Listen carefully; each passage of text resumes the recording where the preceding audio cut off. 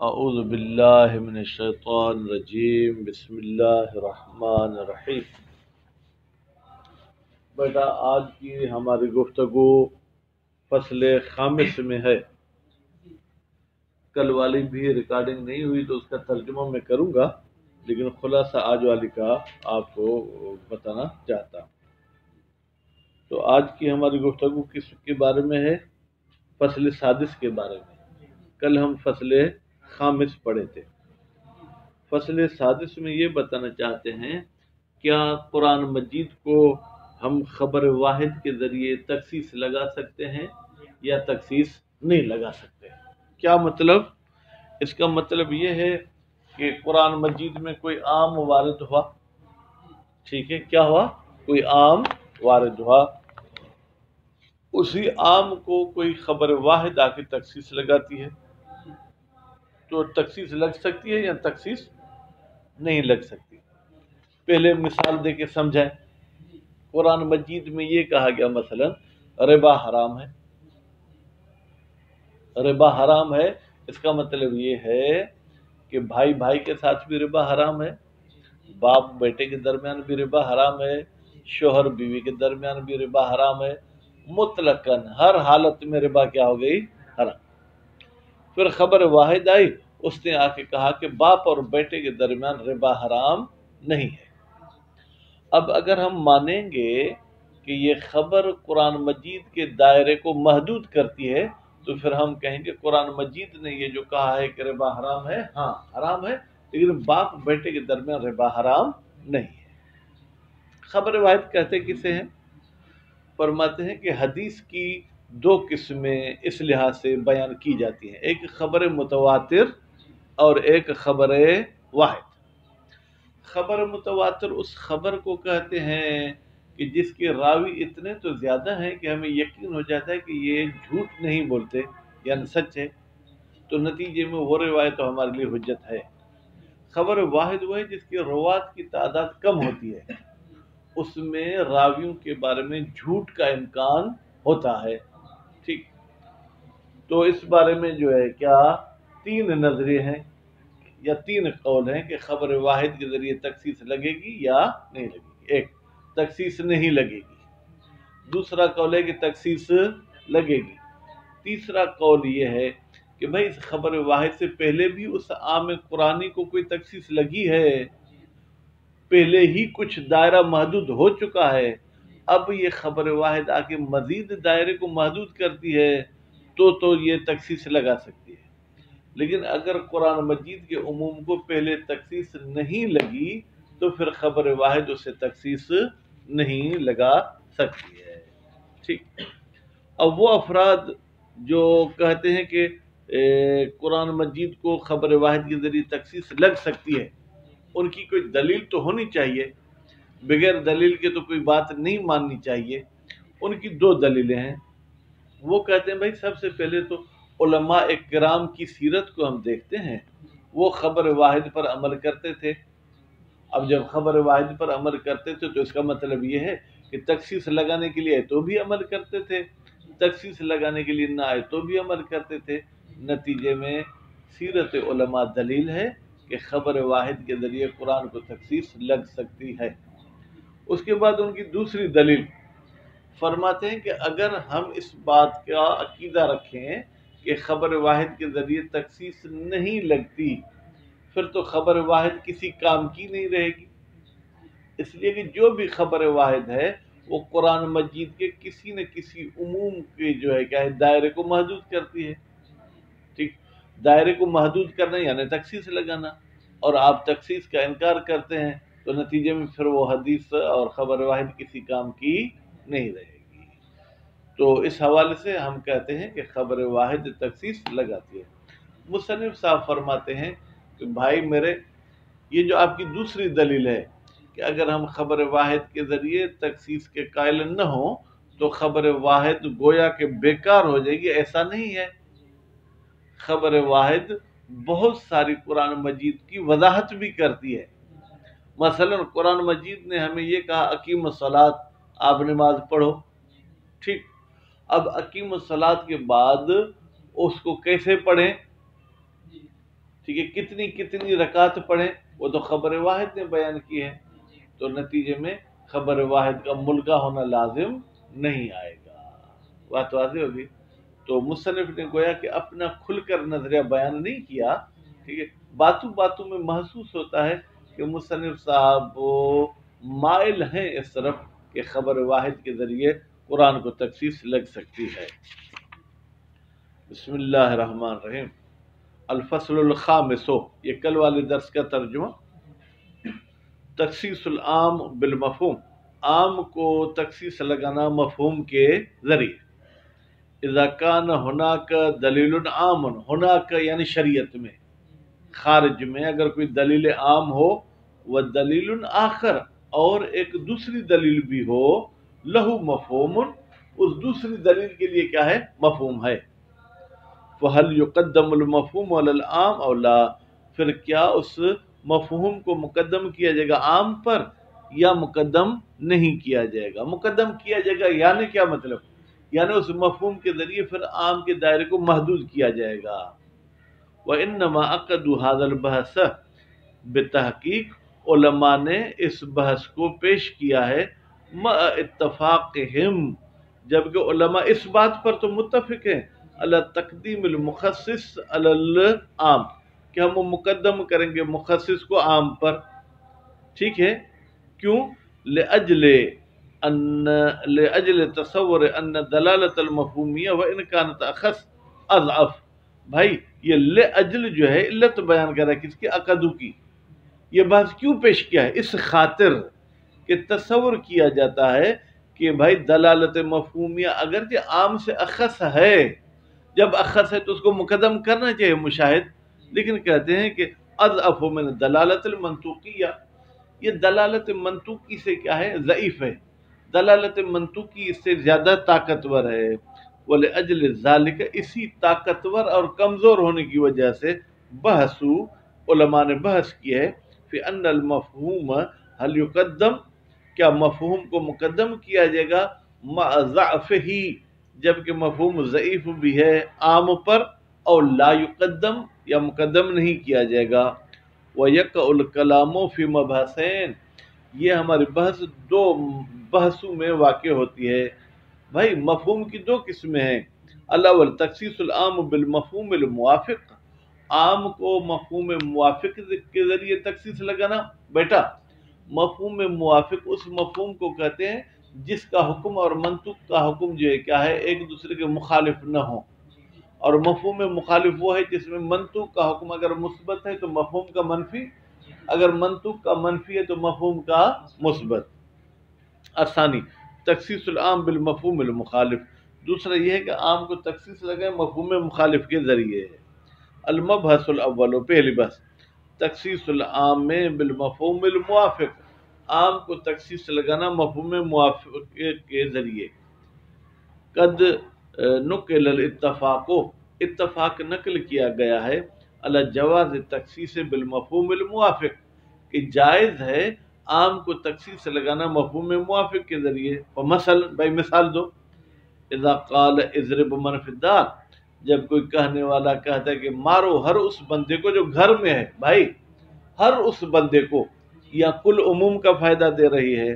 ثم قال، پھر اسی کہنے والے نے کہا، ولا تقل للوالدین اف، ماں باپ کو اف بھی نہیں کہنا، جب اف نہیں کہنا تو مارنا تو بطریقہ اولا منع ہو گیا۔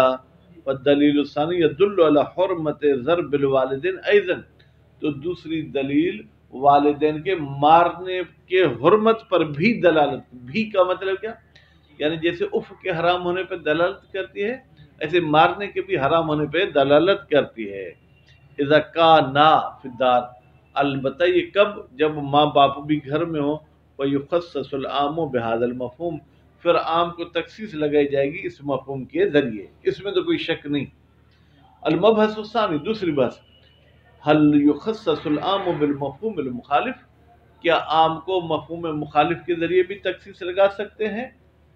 اذا ورد عام، جب کوئی عام وارد ہو، کقولہ، جیسے کہنے والے کا قول، الماء کلہ طاہر، پانی سب کے سب کیا ہوتے ہیں بیٹا؟ پاک ہوتے ہیں، ٹھیک ہے۔ مشاہد یہ کل عموم پہ دلالت کرتا ہے، یعنی ہر پانی پاک ہے۔ فَهَلْ يُخَصَّصُ هَذَا الْمَفْعَامُ، کیا اس عام کو تخصیص لگائی جائے گی بے مفہوم المخالف، مفہوم مخالف کے ذریعے؟ بھائی وہ مفہوم مخالف کہاں ہے؟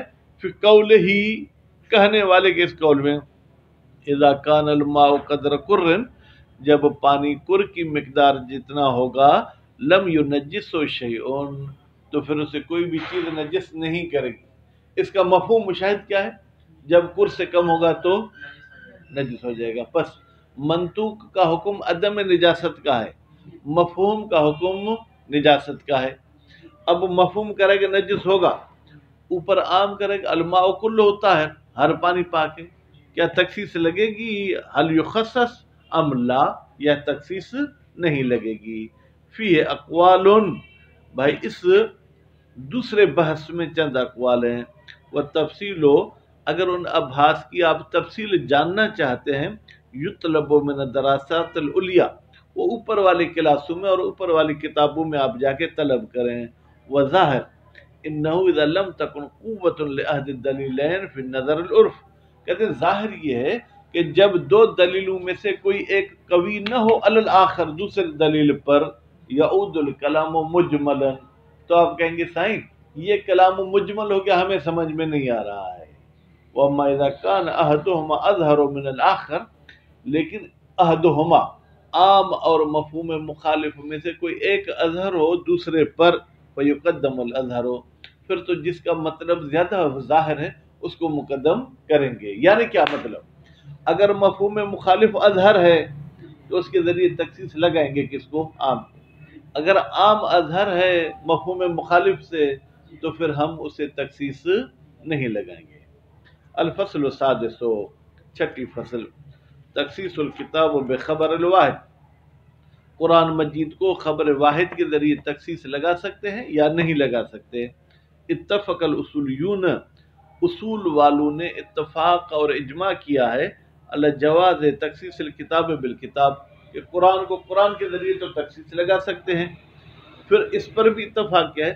وہ تخصیص الکتاب بالخبر المتواتر، اور قرآن کو خبر متواتر کے ذریعے بھی تخصیص لگا سکتے ہیں۔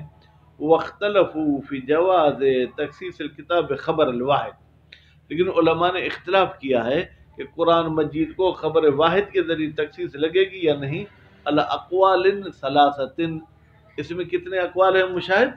تین۔ القول الاول عدم الجواز مطلقہ، بھائی تخصیص لگانا جائز نہیں ہے مطلقہ۔ مطلقہ کا مطلب کیا ہے بھائی؟ چاہے اس خبر واحد سے پہلے قرآن کو تخصیص لگی ہو چاہے نہ لگی ہو، ٹھیک۔ وہ ہوا یہ نظریہ خیرت و سید المرتضی، سید مرتضی ہمارے بڑے عالم تھے، اللہ ان کی مغفرت کرے، انہوں نے اس نظریے کو انتخاب کیا فی ذریعہ، کتاب ذریعہ میں۔ اور یہ نظریہ کس کا ہے؟ شیخ توسی کا ہے کتاب عدہ میں، اور یہ نظریہ محقق ہلی کا ہے کتاب معارج میں۔ القول ثانی جواز مطلقہ، دوسرا قول یہ ہے کہ مطلقاً جائز ہے تخصیص لگانا۔ مطلقاً کا مطلب چاہے خبر واحد سے پہلے تخصیص لگی ہو چاہے نہ لگی ہو۔ وہ خیرت المتاخرین، یہ جو سلطان العلماء کے اس طرف بعد والے علماء ہیں ان کا نظریہ ہے۔ القول الثالث التفصیل بین تخصیص الکتاب، بھائی ہم تفصیل کے قائل ہوتے ہیں، کیا قرآن کو تخصیص لگی ہے بمخصص قطعی، ایک یقینی مخصص کے ساتھ، قبل خبر الواحد، خبر واحد سے پہلے، فَيَجُوزُ بِالْخَبَرِ الْوَاحِدِ أَيْضًا، بہی کی ضمیر کہاں جائے گی؟ خبر واحد کی طرف، پھر خبر واحد کے ذریعے بھی تخصیص لگانا جائز ہے، ٹھیک ہے۔ وہ عدم ہی کی ضمیر کہاں جائے گی؟ تخصیص الکتاب، اور اگر قرآن کو تخصیص نہیں لگی ہے فلا یجوز بخبر الواحد، یجوز کا فاعل تخصیص ہے، پھر تخصیص لگانا خبر واحد کے ذریعے بھی جائز نہیں ہے۔ استدل المتاخرون، متاخرون یعنی دوسرے قول والے جو کہتے ہیں قرآن کو تخصیص لگ سکتی ہے، انہوں نے استدلال کیا ہے کس پر؟ علی جواز تخصیص الکتاب بخبر الواحد، کہ جائز ہے کہ ہم قرآن کو تخصیص لگائیں خبر واحد کے ذریعے، بوجہین یعنی بدلیلین، انہوں نے دو دلیل قائم کی ہیں۔ الوجہ الاول، پہلی دلیل، جریان و سیرت الاصحاب علی العمل باخبار الاحاد، کہتے ہیں ہم دیکھتے ہیں کہ جاری ہے علماء کرام کی سیرت کہ وہ عمل کرتے ہیں خبر واحد پر، فی قبال عمومات الکتاب، قبال یعنی آمنے سامنے قرآن مجید کے عمومات کے مقابلے میں، وہ احتمال ان یکون ذالک، اور یہ احتمال دینا کہ یہ علماء کا عمل جو ہے بے واسطۃ القرائن، یہ قرینوں کی وجہ سے، المفیدۃ للعلم، جو قرینے فائدہ دیتے ہیں کہ ان کو یقین ہو جائے کہ یہ حدیث قرآن کو تخصیص لگا سکتی ہے، فرماتے ہیں بعید جدا، یہ احتمال انتہائی بعید ہے۔ بھائی کوئی مثال دے جہاں پر اصحابہ اور ہمارے علماء نے قرآن کو تخصیص لگائی ہو حدیث کے ذریعے؟ کہتے ہیں جی ہاں، مثلا خصصت آیت المیراث، آیت میراث کو تخصیص لگائی گئی ہے، یوصیکم اللہ، یہ آیت ہے، اللہ تعالیٰ تمہیں وصیت کرتا ہے فی اولادکم، کہ تمہارے اولاد میں لذکر مثل حظ الانثیین، ایک مذکر کو، ایک نر کو، ایک لڑکے کو 2 لڑکیوں کے برابر حصہ ملنا چاہیے، ٹھیک ہے، بسنت، بیٹا بسنت جار مجرور، اس کا تعلق کس کے ساتھ ہے؟ خصصت، خصصت آیت المیراث، آیت میراث کو تخصیص لگائی گئی ہے، ٹھیک ہے، اس قول کے ساتھ، سنت کے ساتھ، لا میراث للقاتل۔ بھائی قرآن نے تو یہ کہا نا کہ ہر مذکر کو 2 لڑکیوں کے برابر جو ہے کیا میراث دی جائے، لیکن خبر واحد نے کہا کہ اگر کسی بیٹے نے اپنے باپ کو قتل کیا تو قاتل کو میراث نہیں ملے گی، ڈبل تو نہیں، سنگل بھی نہیں ملے گی۔ آیت کہتی ہے ملے گی، حدیث کہتی ہے نہیں ملے گی، یعنی حدیث نے آیت کے دائرے کو کیا کر دیا؟ محدود کر دیا۔ اور دوسری مثال خصصت، بھائی تخصیص لگائی گئی ہے اس آیت کو جس میں عورتوں کے حلال ہونے کی بات ہے کہ یہ عورتیں تمہارے لیے حلال ہیں، آنی قولہ، میں نے ارادہ کیا ہے اس آیت سے اللہ کے اس قول کا، احل لکم ما وراء ذالکم، بیٹا کچھ عورتیں ایسی تھیں جن سے شادی کرنا حرام تھی، ان کی لسٹ بیان ہوئی، پھر اللہ تعالیٰ نے کہا ان عورتوں کے علاوہ باقی سب تمہارے لیے حلال ہیں، ٹھیک ہے، حالانکہ اس لسٹ میں 2 عورتوں کا ذکر نہیں ہے۔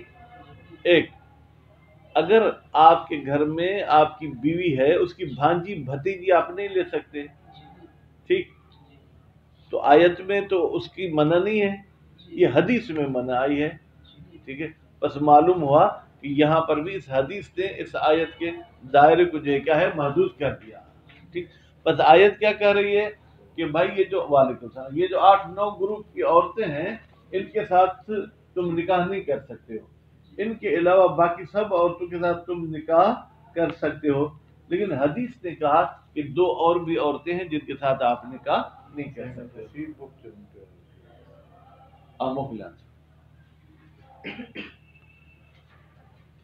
خوب، احل لکم ما وراء ذالکم بما ورد فی السنت من ان المرأة، کہتے ہیں حدیث میں آیا ہے کہ عورت لا تزوج علی امتہ، اپنے پھپھی پر شادی نہیں کر سکتی، یعنی جس گھر میں عورت کی پھپھی ہو وہ عورت اس مرد کے ساتھ شادی نہیں کر سکتی، جبکہ قرآن مجید میں ممانعت نہیں ہے۔ اسی طریقے سے وہ خالتہا، عورت اپنی خالہ پر بھی شادی نہیں کر سکتی، یعنی کیا مطلب؟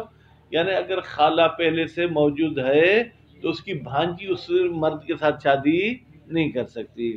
وہ خود سے پھر تیسری مثال، اور تخصیص لگائی گئی ہے اس آیت کو جس میں ربا کو حرام کیا گیا ہے، بما دل علی الجواز، ٹھیک ہے، کس کے ساتھ تخصیص لگائے؟ مشاہد، اس حدیث کے ساتھ، ماں سے مراد گیا اس حدیث کے ساتھ جو دلالت کرتی ہے کہ جائز ہے ربا بین الولد والوالد، باپ بیٹا ربا کھا سکتے ہیں، وزوج وزوجہ، اور بیوی شوہر بھی ایک دوسرے سے ربا کھا سکتے ہیں۔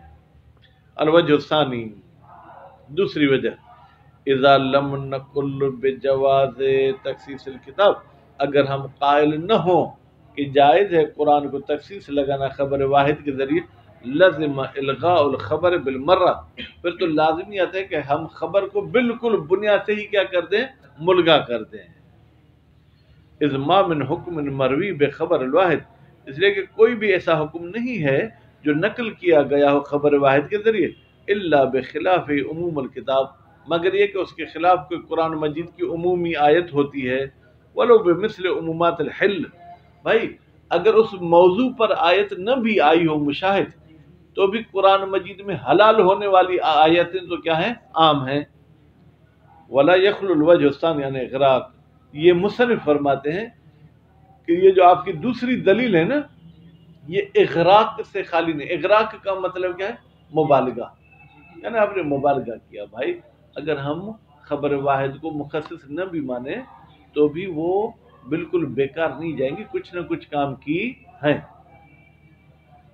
لأن کثیرا من الآیات الواردۃ، اس لیے کہ بہت سی وہ آیات جو آئی ہیں حول صلاۃ، حول یعنی بارے میں، نماز کے بارے میں آئی ہیں، زکوٰۃ کے بارے میں آئی ہیں، صوم کے بارے میں آئی ہیں، وغیرہ، اور اس کے علاوہ دوسری آیت واردۃ فی مقام اصل تشریع، وہ تو آئی ہیں تاکہ اصل شرعی حیثیت بتائیں کہ اصل شریعت میں نماز ہے، شریعت میں زکوٰۃ ہے۔ وَلِأَجْلِ ذَلِكَ تحتاج إِلَى الْبَيَانِ، وَلِأَجْلِ ذَلِكَ، اس وجہ سے، کون سی وجہ سے؟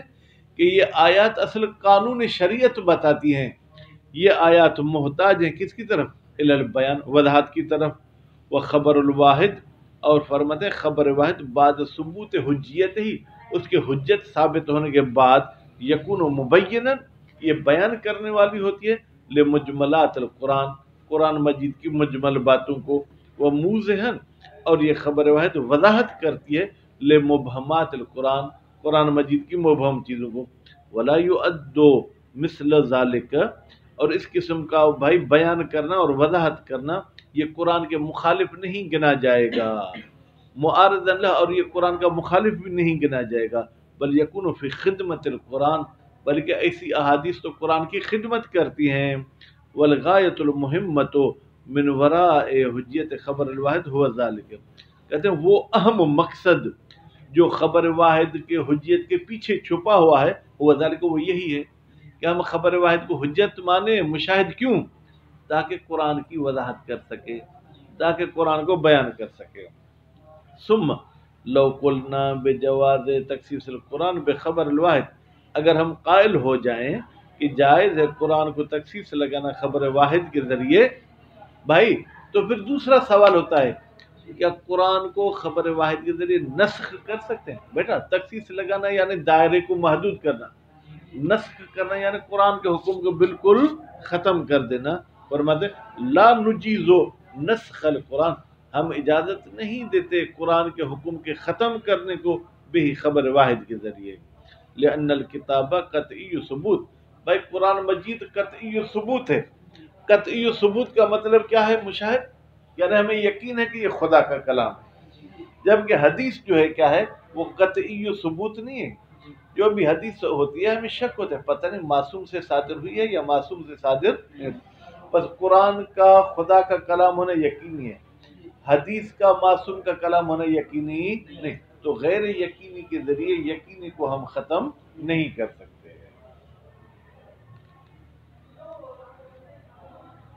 تو لأن الکتاب قطعی ثبوت و خبر الواحد ظنی صدور، بھائی کتاب قطعی ثبوت ہے اور خبر واحد ظنی صدور ہے۔ وکیف یسوغ، تو پھر کیسے جائز ہو سکتا ہے نسخ القطعی بظنی، ہم ایک یقینی چیز کو ظنی چیز کے ذریعے جو ہے کیا نسخ کریں، خصوصاً خاص طور پر اذا کان النسخ کلیا، جب وہ نسخ کیا ہو مشاہد؟ کلی ہو، یعنی بالکل اس آیت کو ختم کرنا ہو۔ کبھی جزئی ہوتا ہے یعنی اس آیت کے کسی پہلو کو ختم کرنا ہو، وہ تو شاید ہو لیکن فل جو ہے نسخ نہیں ہو سکتا۔ اے رافعا للحکم من رأسہ، کلی کا مطلب کیا ہے؟ یعنی حکم کو بالکل سرے سے جو ہے کیا ہے وہ ختم کر دے۔ وصلی اللہ علی محمد و آل محمد۔